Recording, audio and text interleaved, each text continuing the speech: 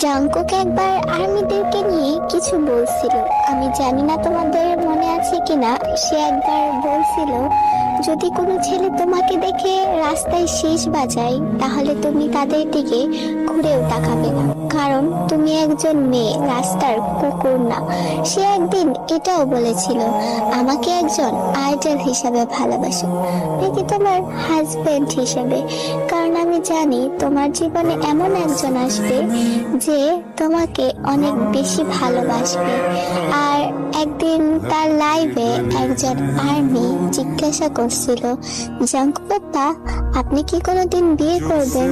তখন জাঙ্কুক সেই কমেন্টের রিপ্লাই দিছিল যে না, আমি কখনো বিয়ে করব না, কারণ আমি আমার আর্মিদেরকে অনেক বেশি ভালোবাসি, অনেক বেশি। Armys are my everything, you no.